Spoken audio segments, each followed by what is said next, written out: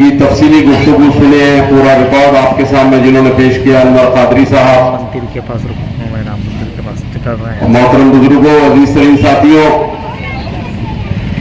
Assembly का election है और असेंबली के इलेक्शन के अभी अनवर कादरी साहब ने आपको सारी तफसीलात बता दी है। मैं आपको ये बता रहा हूं कि आप 14 से 24 तक के इलेक्शन का पूरा तज्जिया करिए और फिर उसके बाद बताइए, उसके बाद वोट डालिए कि वोट किसके तरफ जाना चाहिए। मैं आप तमाम लोगों से गुजारिश करता हूं कि आप कुर्सियां खाली है, आप यहां पर तशरीफ रखिए तो बस बात करने में भी कुछ मजा आए। अजीज तरीन साथियों, अभी अमीन दुर्गा साहब ने बहुत सारी तफसीलात आपको बताई कि जब जब भी मुसलमानों के ऊपर आफतें आने का सिलसिला शुरू हुआ या डेवलपमेंट वाले प्लान का मामला आया तो वंचित बहुजन आघाड़ी पेश थी, लेकिन बहुत सारे लोग जो बहुत बड़े बड़े दावे करते हैं, जिनको मुसलमानों ने बहुत भरपूर ताकतें बख्शी है, उसके बावजूद भी वो कारनामा वो लोग अंजाम नहीं दे पाते जो कारनामा उनको अंजाम देना चाहिए। बहुत सारे लोग ऐसी है कि जिनको मुसलमानों ने बहुत सारी ताकतें दी, वो अपनी हैसियत से ज्यादा बात करना शुरू कर दिए और जब वो चैलेंज उनके सामने आया तो वो जो उनकी हैसियत थी वो हैसियत भी अपनी जता नहीं सके। मिसाल के तौर पे एक बात बहुत सामने आया है कि एक लीडर ने कहा महाराष्ट्र की हुकूमत को कि तुम्हारे अंदर दम है तो इस शहर का नाम तब्दील करके संभाजी नगर करके बताइए। महाराष्ट्र गवर्नमेंट ने उसको कबूल कर लिया, उसके चैलेंज को, और इस औरंगाबाद का शहर का नाम संभाजी नगर रख दिया। अब जब उनकी जिम्मेदारी थी कि पार्लियामेंट के अंदर उसको उठाते तो जब पार्लियामेंट से नोटिफिकेशन निकालता उसको रोकते, वहां उनकी आवाज खामोश हो गई और यहां रोड पे आके उन्होंने गालगुड़ी का खेल करना शुरू कर दिया। जहां मुसलमानों ने ताकत दी थी कि वो बोले कुछ, वहां पर जाकर जिस नीयत से मुसलमानों ने ताकत दी थी वहां तो कुछ कर नहीं पाए। यहां रोड पे आके गालगुड़ी का खेल के करके मुसलमानों को क्या बताना चाहते हैं, ये भी समझ से परे है। इसलिए ये सारी चीजों को समझने की जरूरत है। अभी इलेक्शन के अंदर और 15 दिन बाकी है, 11 दिन बाकी है और 11 दिन के अंदर आप देखेंगे कि बहुत गालगुड़ी के खेल अभी यहां पर आने वाले। अब इन गालगुड़ी के खेलों में क्या आने वाला है, कोई आएगा कहेगा कि योगी आ रहा है, मोदी आ रहा है और उसके बाद मैं आ रहा हूं। तो उसको भी समझने की जरूरत है कि योगी के आने के टाइमिंग क्या है, मोदी के आने के टाइमिंग क्या है और उसके बाद ये साहब के आने के टाइमिंग क्या है। तो इसको भी समझने की जरूरत है। बहुत सारे लोग लीडरान यहां इत्तेहाद की दुहाई दे रहे थे, इत्तेहाद के ऊपर तकरीरें कर रहे थे और इत्तेहाद की तकरीर करने से पहले आप ये तो सोच लेते थे कि आप पहले पूरा फ्रेम तैयार करके आते और उसके बाद हमारे को इत्तेहाद की दुहाई देते। अगर फ्रेम करने से पहले हमारे को अगर बोलते थे कि इत्तेहाद पे बात की जाए तो मैं उन लोगों को चैलेंज करता हूं कि जावेद कुरैशी खड़ा आपके सामने आपके चैलेंज का मुकाबला करने और इत्तेहाद के ऊपर अपनी कुर्बानियों को पेश करने और उनकी मक्कारियों को पेश करने के लिए यह जावेद कुरैशी यहां था। अजीज तरीन साथियों, जहां बात करना है वहां तो बात हो नहीं रही है और जहां जो है अपना एहतजाज दर्ज करना चाहिए, जो ताकत मुसलमानों ने तुमको नसीब की थी उस ताकत का इस्तेमाल करना चाहिए, वहां तो कुछ नहीं हो रहा, बहुत जगह बकबक की जा रही है। यहां पर एक एमएलए कहता है कि औरंगजेब रहमतुल्लाह अलैह की खबर को हम उखाड़ के फेंक देंगे। एक छिपा महाराज कह रहा है कि नबी करीम सल्लल्लाहु अलैहि वसल्लम की शान में गुस्ताखी हो रही है। यहां पर यह सब हो रहा है उन्हीं पार्टी के लोगों से आप गले मिल रहे हैं। ये क्या तमाशा है, ये क्या तमाशा है? आपने उस एमएलए की जबान और उसकी गुत्थी से क्यों नहीं खींची? उसकी गुत्थी से वो जबान क्यों नहीं खींची कि तू औरंगजेब की खबर को उठा लेने की बात कर रहा है? क्यों नहीं खींची? क्या नामर्द है आप लोग? क्या मुसलमानों ने जो इतनी भरपूर ताकतें आपको नसीब की थी, उस ताकत का इस्तेमाल नहीं हो सकता? कसम खुदा की, इस जावेद कुरैशी को आप लोग ताकत नहीं दिए। उस शख्स को जो एक कहता है कि औरंगजेब रहमतुल्लाह अलैह की खबर को हम उखाड़ के फेंकेंगे, उसकी जबान को हम गुत्थी से निकाल के फेंकेंगे। क्या नामर्द है हम?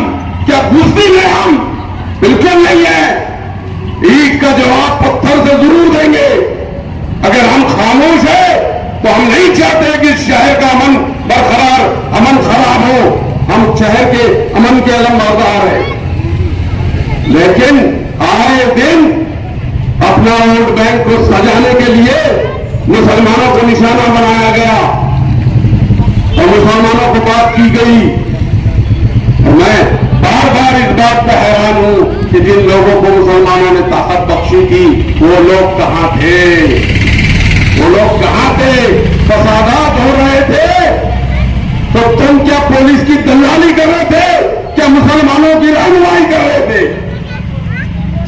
तो बार बार फसाद होता है, मुसलमानों की जानों को नुकसान होता है, मुसलमानों की मालों को नुकसान होता है, तो तुम फायदा पहुंचा रहे थे कि तुम दलाली कर रहे थे। इस बात को समझने की जरूरत है कि ये ताकत मुसलमानों ने जो बख्शी थी, तुमको दलाली करने के लिए नहीं, तुमको ये ताकत मुसलमानों ने इसलिए बख्शी दी है कि तुम मुसलमानों की रहनुमाई करते, तुम लड़ते उन मुसलमानों के लिए जिनके ऊपर जुल्म हुआ, जिनके बच्चे गोलियों से भूने गए, जिनके बच्चे जेलों की सलाखों में भेजे गए, उनके लिए लड़ते। लेकिन हम देख रहे हैं कि ये उनके लिए नहीं लड़ रहे, ये उनकी दलाली कर रहे हैं। क्या प्रशासकीय दलाली आपको फायदा पहुंचा रही है? इसलिए प्रशासकीय दलाली, प्रशासन से जाओ, हक की बात करो, इंसाफ की बात करो, लड़ो उन प्रशासकीय अधिकारियों से कि आप यहां गलत है, यहां गलत है, यहां गलत है। लेकिन नहीं, वहां तो कंप्रोमाइज की बात हो रही है। अभी नसीम पटेल ने कहा कि गोली लग रही है, उसको एक्सीडेंट बता दिया जा रहा है। तो क्यों एक्सीडेंट बताया जा रहा है? क्यों उसकी इंक्वायरी नहीं हुई? और क्यों इंक्वायरी के बाद आवाज नहीं उठाई गई? अगर गोली लगी थी तो उसकी इंक्वायरी होती, वहां के वहां मामले को समेट दिया गया। अरे हमने तो तुमको छू के इसलिए दिया था कि तुम हमारी रहनुमाई करेंगे, इंसाफ दिलाएंगे मुसलमानों को, इन जालिम हुक्मरां के सामने हक बात कहेंगे। लेकिन आए सारी बातों से तो आप बेखबर ना आए। कुछ मसला हुआ तो आप मुसलमानों को समझाने चले जाते। अरे आपको जिम्मेदारी इसलिए दी थी कि आप जाके उन प्रशासन के लोगों को समझाओ कि मुसलमानों के साथ गलत हो रहा है, हम यहां खामोश नहीं बैठेंगे। लेकिन ऐसा नहीं हो रहा है। हमारे पास बहुत सारे जो है पिछले वक्तों के अंदर यहां पर लीडरान गुजरे, हमारे पास डॉक्टर रफीक जकरिया भी गुजरे, हमारे पास अब्दुल अजीम भी गुजरे, हमारे पास अमानुल्लाह मोतीवाला भी गुजरे। लेकिन उन्होंने कुछ कारनामे करके गए। लेकिन हमने जिस नीयत से, जिस हिम्मत से, जिस ताकत से, जिस इखलास से आप लोगों को ताकत दी, उसका रिटर्न हमको वैसा नहीं मिल पा रहा जो रिटर्न मिलना चाहिए। इसमें मैं भी अपने आप को कसूर मानता हूं, कसूरवार मानता हूं कि मैंने जिन लोगों को ताकत बख्शी अपने हाथों से, इन हाथों से जिन लोगों को मैंने ताकत बख्शी, वो मेरी ही छाती पे बैठ के मेरा गला काटने के ऊपर तुले, और उनको मालूम नहीं कि बाप बाप होता है, बेटा बेटा है। बाप के गले पे बैठ के, छाती पे बैठ के गला काटने की कोशिश करे, अरे अरे ना फरमानो, अरे बुज़दिलो, अरे एहसान फरामोश है। आज बाप पढ़ रहा है तो बाप के खिलाफ बोल रहे हैं, यानी इतना सफेद खून हो रहा है आपका कि आपके खून के अंदर जरा गैरत नाम की कोई चीज नहीं है। इतने सफेद खून के हो गए तुम। अब मैं अगर कुछ बोलूंगा तो बहुत बुरा बुरा बोलूंगा, ये स्टेज है इसलिए बोलना नहीं चाह। आप लोग मुझे से अलग अलग ग्रुप में मिलिए, फिर मैं इनके सारे चट्टे कट्टे पूछता। स्टेज के ऊपर कोई सही नहीं निकला, ये सामने अधिकारी बैठे हुए हैं, कमिश्नर, इलेक्शन कमिश्नर की, वो बहुत दिनों से नोट लेंगे और कुछ तो भी अपना इल्जाम लगा देंगे। अजीज साथियों, बात मैं ये कर रहा था कि यहां पर जिन जिन मुसलमानों ने लीडरशिप की, मिल्लत को कुछ ना कुछ दिया जरूर। ये जो लोग आपसे वोट मांगने आने वाले हैं, इनसे पूछो कि ये 10 साल जो हमने ताकत बख्शी थी आप लोगों को, ये ताकत का आपने हमको रिटर्न क्या दिया, क्या रिटर्न दिया मिल्लत को, तो वो पूछो। डॉक्टर रफी जबरिया थे तो एक कॉलेज आपको मौलाना आजाद के शक्ल में दिया, एक यूनिवर्सिटी की शक्ल में इतना बड़ा आलीशान इदारा मुसलमानों के पास कायम हुआ, लाखों लोग उसमें तालीम का फैज हासिल कर रहे हैं। अब्दुल अजीम साहब थे तो पूरे औरंगाबाद जिलों में उर्दू स्कूलों का जाल वो फैला के गए। यहां पर जहां देखो अजीम साहब का एक उर्दू स्कूल आपको नजर आएगा। आज भी उनके खानदान के लोग वो स्कूलों के ऊपर जिम्मेदार बने हुए हैं और लोगों को फैज पहुंचा रहे हैं। अमानुल्लाह मोतीवाला साहब थे, उनका भी एक बड़ा स्कूल अमानुल्लाह मोतीवाला के नाम से चलता है। उनका एक इंग्लिश स्कूल, उनका नाम याद नहीं है, वो चलता है, और बहुत सारी फलाई काम आज भी उनके खानदान के लोग कर रहे हैं। अब जिन लोगों को ताकत दी, उनसे पूछो, आएंगे वो आपके पास, बहुत आएंगे वो। तो जहां मैं जाता हूं वहां जरूर आते हो। उनको बहुत परेशानी होती है, अपने से बहुत तकलीफ में बेचारे भी, तो आएंगे तो उनसे सवाल करो कि मैं हमने बहुत 10 साल बहुत इखलास से आपको मोहब्बतों से नवाजा, बहुत ताकत बख्शी, आपने ये 10 साल में हमारे लिए क्या करा, ये बोलो। मैं इज्तिमाई शक्ल की बात कर रहा हूं।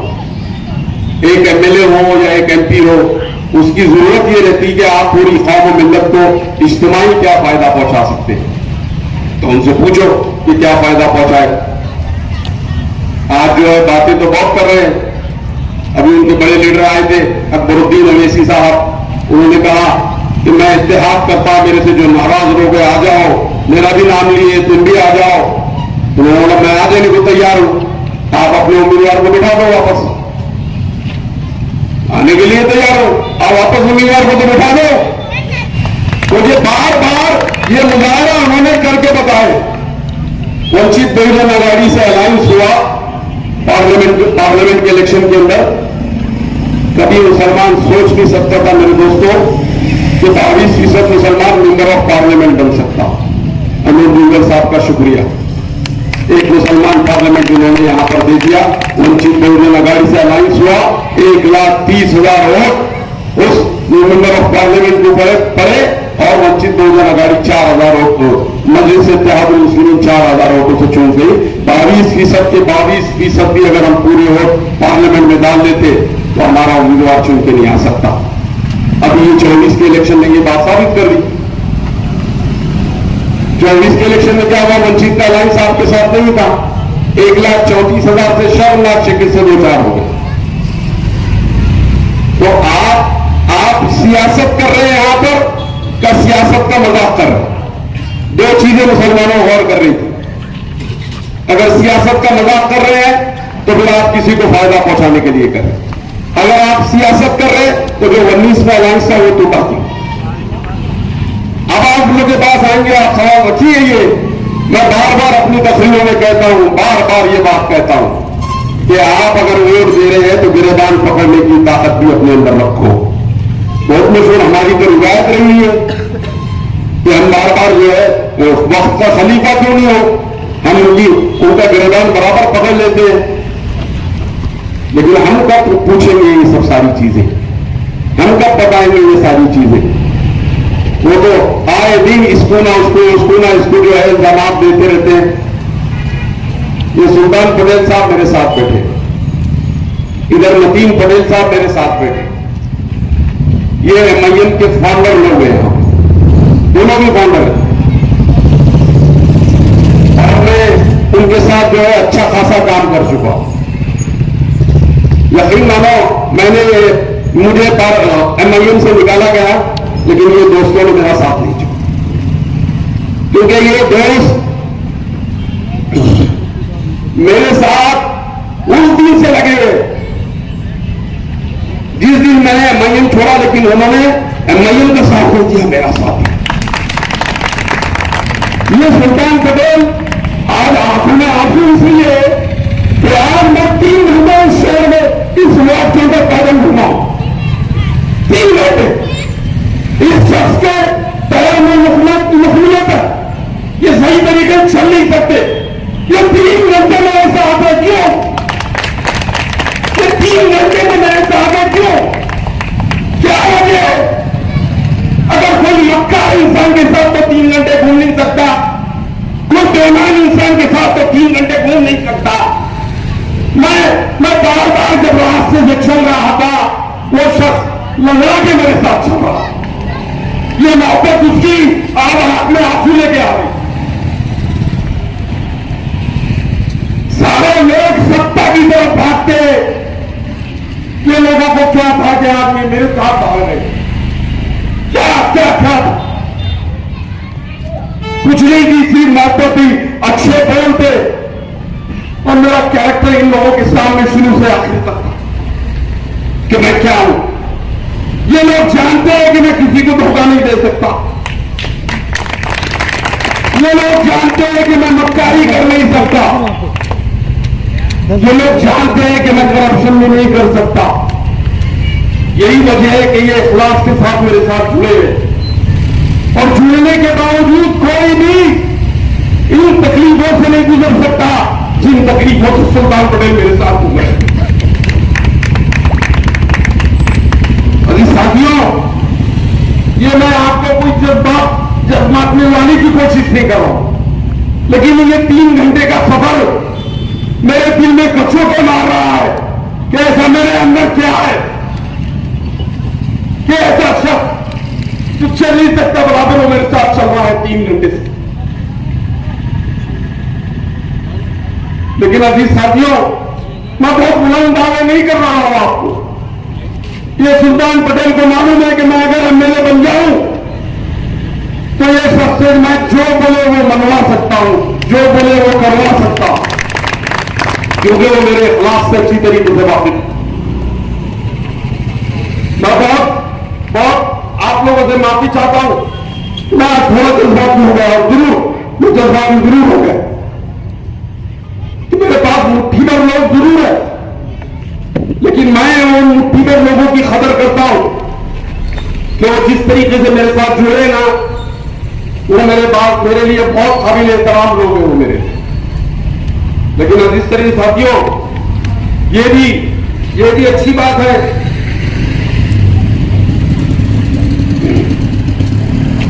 कि अगर इन हरसूल के लोगों से मैं वादा करने जा रहा हूं, बहुत मसाइल है, 3 घंटे से घूम रहा हूं, तो 3 घंटे के अंदर मैंने पूरे इस हलफे का जायजा ले लिया हूं। आज भी 60-70% काम यहां पता जो बेसिक नीड इस हॉस्पिटल के लोगों को मिलना चाहिए, जो ड्रेनेज का, नल का, पानी का, लाइट का, जो बेसिक नीड है, वो आज भी जो है आपको 10 साल वाले आ रहे हैं ना ताकत दिए जिनको हम लोगों ने, उनसे पूछो कि ये अभी तक इतना अधूरा काम क्यों है, 10 साल के अंदर लोग क्या क्या नहीं कर लेते, उनसे पूछो आए थे उन लोगों से। मैं आपको वादा कर रहा हूं, मैंने सारा जायजा ले लिया हॉस्पिटल का, मैं आपको वादा कर रहा हूं कि मैं इंशाअल्लाह अजीज, मुझे अगर मैं एमएलए अल्लाह ताला चुना के देता है तो मैं बहुत बुलंद दावे नहीं करता, लेकिन जो जो जरूरतों की चीज है वो पूरा आप लोगों को करके बताऊंगा इंशाअल्लाह। मैं आपसे एक वादा और कर रहा हूं, मुझे मालूम है आप किस तकलीफ से आप गुजर रहे हैं, किस पोल्यूशन के अंदर आप जिंदगी गुजार रहे हैं, किस ये कचरे की कुंडी यहां पर आई हुई है, उस कचरे की कुंडी की बदबू से आप किस तरीके से परेशान हो। मैं अच्छी तरीके से इस चीज को महसूस कर रहा हूं, मैं घूम रहा हूं तो मुझे वो उसकी बात सुन रही है और आप 24 घंटे वो बात सुन रहे हैं। मैं आप लोगों को लेके जाके कारपोरेशन में कोई फोटो शूट नहीं करना चाहता कि कारपोरेशन में लेके गया, मेमोरेंडम दे दिया और उसके बाद जो है वो मसला जैसी की वैसी है। ये दावे मैं आपके साथ नहीं करना चाहता हूं। मैं ये दावा आपके साथ जरूर करना चाहता हूं कि अगर मैं एमएलए बन जाता हूं, 1 साल के अंदर ये कचरा कुंडी बाहर दिखेगी, 1 साल के अंदर इंशाअल्लाह। मैं बार बार इसलिए कह रहा हूं कि मैं वादा करता हूं तो पूरा करता हूं, मक्कारी मेरे खून में नहीं है। वादा करके जा रहा हूं हंसूल के मुसलमानों से, हंसूल की अवाम से कि ये कचरा कुंडी को 1 साल के अंदर रास्ते नहीं लगाया तो फिर आपने कहना। और मैं आप लोगों के बीच में समीकरण लेके आया हूं, जीत का समीकरण लेके आया हूं। हार के लिए मैं आपके पास नहीं आया हूं। अगर आजाद उम्मीदवार में लड़ता तो आप जरूर मुझसे कहते कि जावेद कुरैशी तुम यहां पर वोट काटने के लिए आए हो। मैं आपके पास वोट लेके आया हूं, अमीर पुलगर साहब का वोट आपके पास लेके आया हूं। मैं मुसलमानों के वोट काटने के लिए नहीं आया, कसम खुदा की। मैं आप लोगों के पास वंचित बहुजन नागारी का वोट लेके आया हूं और ये दुहाई दे रहा हूं कि ये वोटों के साथ आपका वोट मिला दीजिए, यहां का एमएलए आपका होगा। इस बात को भी समझ लेने की जरूरत है। मैं फिर वादा करता हूं